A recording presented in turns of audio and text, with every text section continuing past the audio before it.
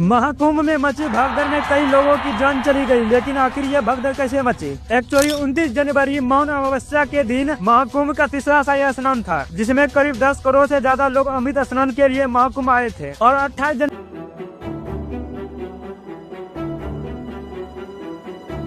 मैं हूं राजीव ढोंडियाल। मौनी अमावस्या के दिन कल महाकुंभ में भगदड़ मची। 30 लोगों की इसमें मौत हो गई, कई लोग इसमें घायल हैं।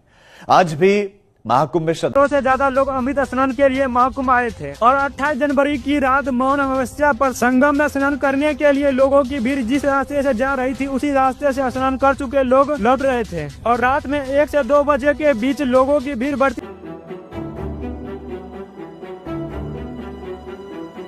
संगम में और इर्द गिर्द आस्था की डुबकी लगाई जा रही है। महाकुंभ में भगदड़ के बाद दूसरे दिन कई कड़े इंतजाम किए गए हैं। यूपी के डीजीपी और आ रही भीड़ लोगों को रौंद कर आगे बढ़ने लगी, जिसके चलते लोग एक के ऊपर एक गिरने लगे और भगदड़ मच गई, जिसमें करीब 10 से ज्यादा लोगों की मौत होने की आशंका जताई जा रही है और 50 से ज्यादा लोग घायल हो चुके हैं। आयोजन को लेकर एक कसक छोड़ दी। अब आगे 3 अमृत स्नान समेत कुंभ मेले के बाकी 2 दिनों में सब कुछ ठीक से हो, इसके लिए सीएम योगी फुल एक्शन में है। सीएम योगी ने दिन भर भगदड़ की घटना के बाद के हालात पर नजर रखी और फिर देर रात कई जिलों के शीर्ष अधिकारियों के साथ एक बैठक की, जिसमें कई आदेश दिया कि महाकुंभ मेला क्षेत्र हो या प्रयागराज से बाहर जाने का मार्ग, इस पर ट्रैफिक नहीं रुके। प्रयागराज के सभी स्टेशनों पर ज्यादा भीड़ जमा न हो, ज्यादा से ज्यादा मेला स्पेशल ट्रेन और परिवहन निगम की बसें चले। प्रयागराज की ओर से आने वाले हर मार्ग पर पेट्रोलिंग बढ़ाई जाए और होल्डिंग एरिया में भोजन पेयजल का इंतजाम हो।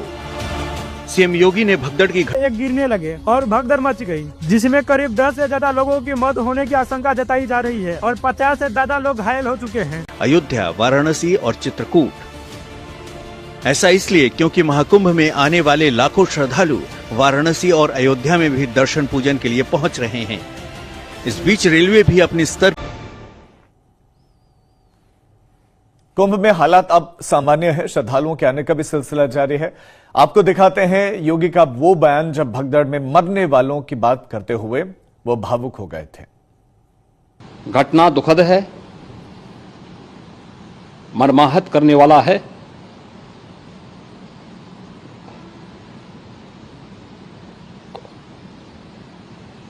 उन सभी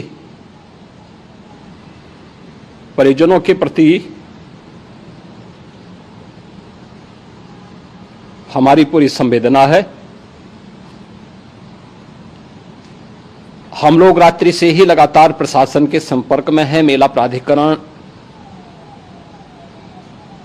पुलिस प्रशासन, एनडीआरएफ, एसडीआरएफ,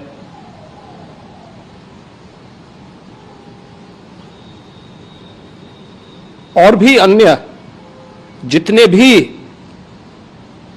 व्यवस्थाएं हो सकती थी, उन सबको वहां पर तैनात किया गया है। यूपी सरकार ने भगदड़ की जांच के लिए न्यायिक आयोग का गठन कर दिया है। 3 स्तर पर भगदड़ की जांच की जा रही है। साधु संतों ने भी जोर देकर कहा कि जो दोषी हैं उनको गिरफ्तार करिए और जेल भेजिए।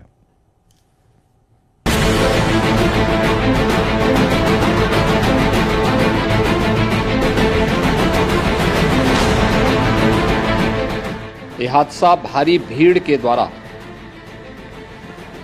अखाड़ा मार्ग के बैरिकेटिंग्स को तोड़ने, उससे कूद करके जाने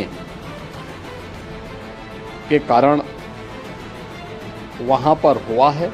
सीएम योगी से लेकर सरकार के कई अफसर मंत्री कह रहे हैं कि भीड़ की वजह से ही प्रयागराज में इतना बड़ा हादसा हुआ, जिसमें 30 लोगों को अपनी जान से हाथ धोना पड़ा।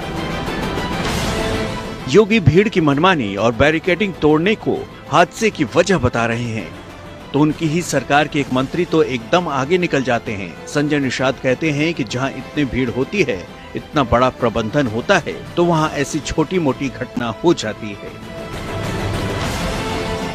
जो प्रबंधन है, इस तरीके से भीड़ है दुनिया में, शायद इतना बड़ा प्रबंधन, इतनी बड़ी भीड़ दुनिया में कहीं नहीं हुआ होगा।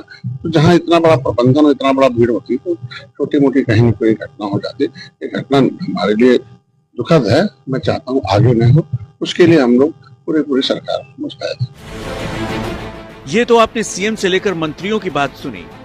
सवाल ये है कि अगर भीड़ ने मनमानी की तो इस पर नजर रखने और रोकने का इंतजाम क्यों नहीं था। प्रयागराज में साधु संतों को भी कल अमृत स्नान के लिए घंटों इंतजार करना पड़ा। अब ये साधु संत चाहते हैं कि भगदड़ की घटना की गहराई से जांच हो।